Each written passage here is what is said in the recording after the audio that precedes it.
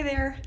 I was totally gonna make pumpkin pie with my jack-o'-lantern. That was gonna be my first food that I was gonna cook besides the pumpkin seeds. But I was totally gonna make pumpkin pie. That was Leo's request.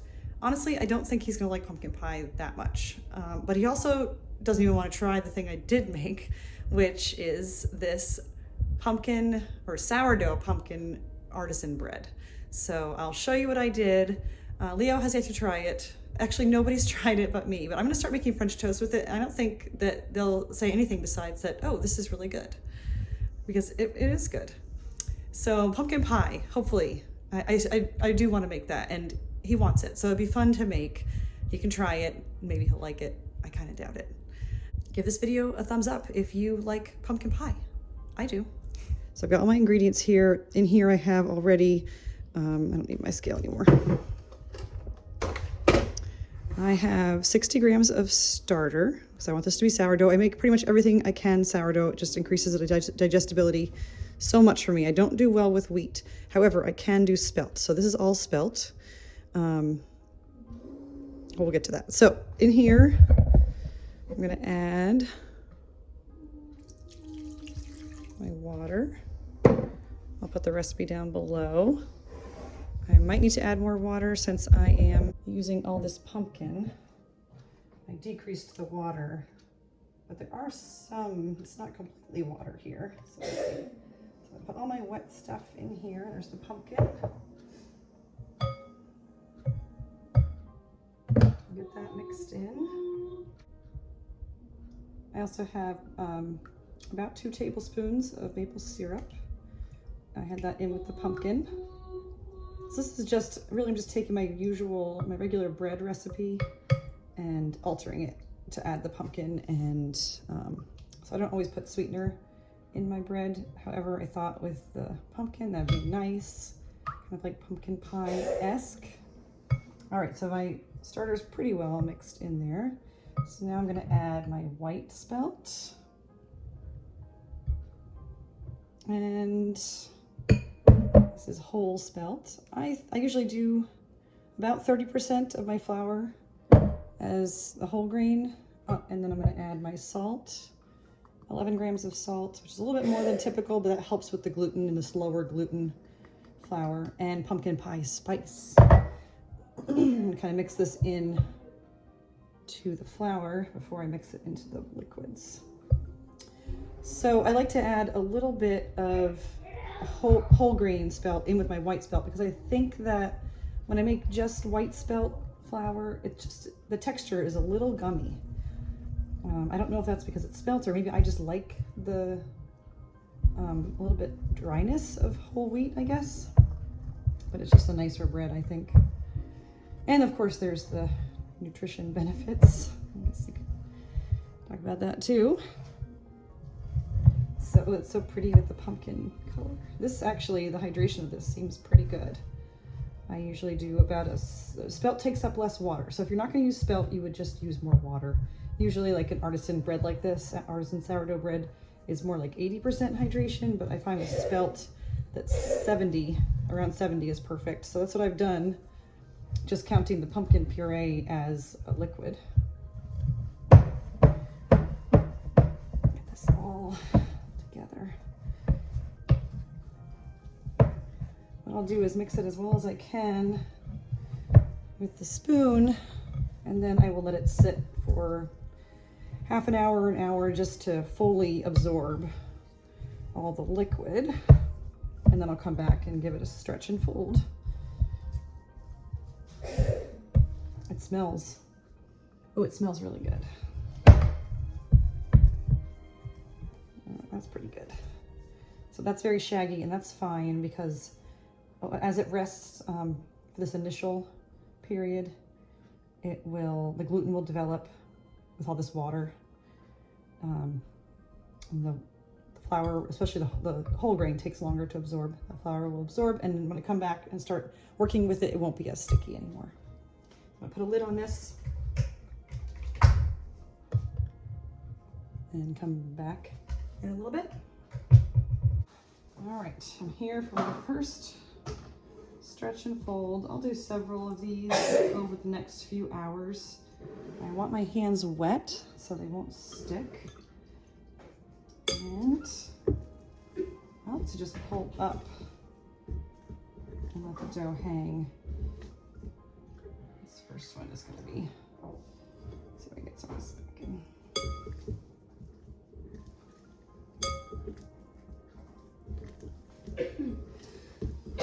Also, do a fold like this.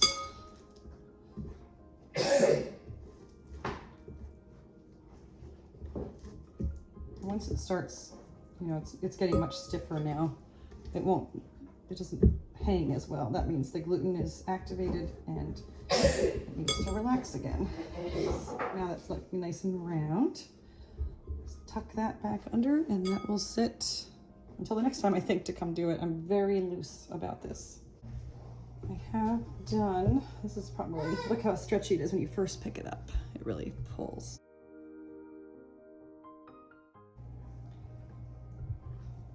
And then it gets a little stiffer. And when it just won't hang at all, then you know you've done enough.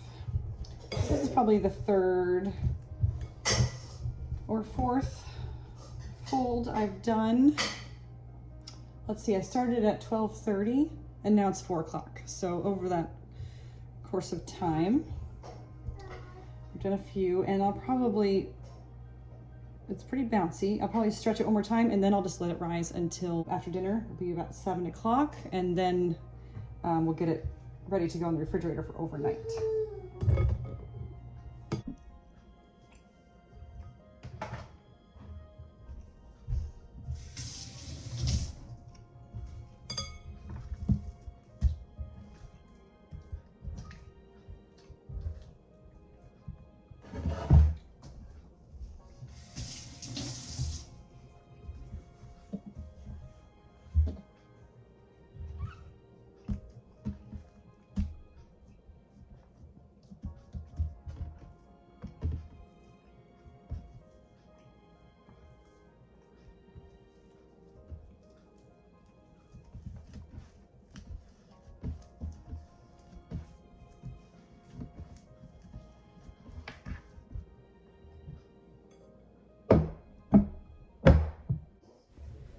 So here I am, you'll see me starting to put that linen on the banneton basket, but then I changed my mind because that dough is pretty dry compared to what I usually do. And it has that nice design if you don't use the liner, but I've had it stick in all those cracks, so I'm hesitant to a lot. So I'm dusting it with rice flour because rice flour is really good for the bread releasing from the pan. And also, I don't worry as much about it not being fermented at all. Rice is easy to digest for me. And really, I think for most people. So here I'm gonna shape my dough one last time to get some nice tension on it. And that's what makes a good tight loaf, to get good spring in the oven.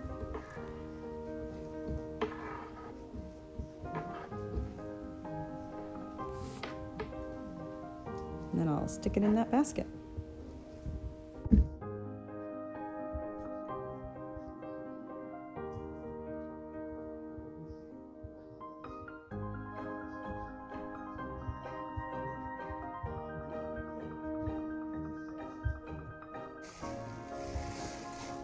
I am going to put this in a bag and stick it in the refrigerator. I put the bag on just to keep it from drying out.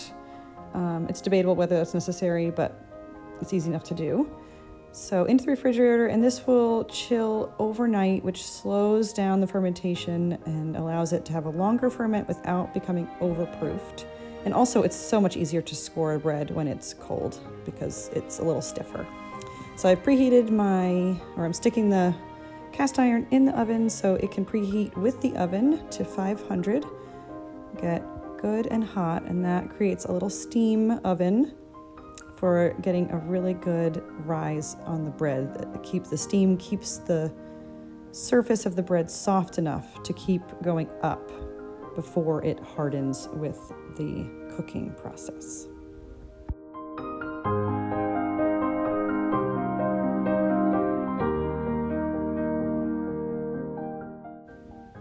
So here I am about to put it into the pan, which is, oh, and now I look totally calm, but I am panicking because that is now stuck, it seemed like, but I managed to get it out of there, and it ended up not being too off center, but oof, that was stressful.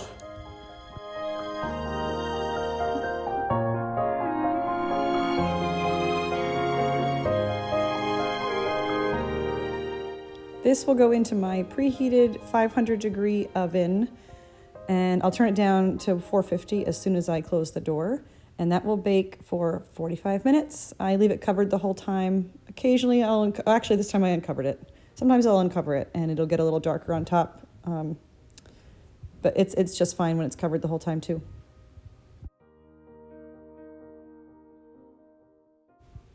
This is not typical, the way it is stuck in that pan, and I think it's because of how I had to scrape it off the side, because usually they pop right out. There's no sticking at all, and I took out a lot of the footage of me struggling to get that thing out of there. I was getting worried, but it did come out, and the bottom was fine.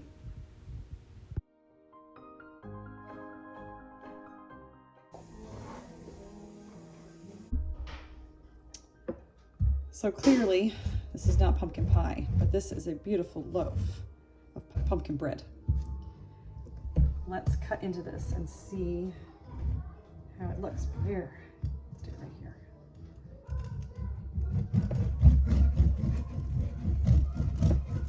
I baked this yesterday in the afternoon, so I had lots of time to cool.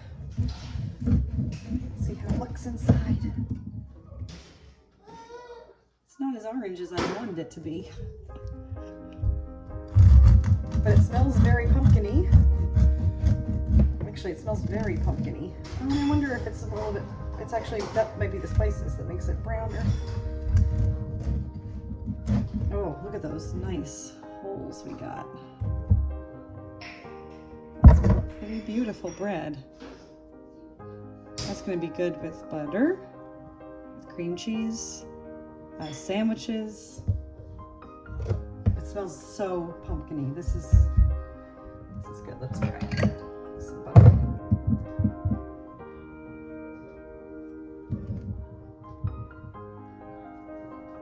That looks good.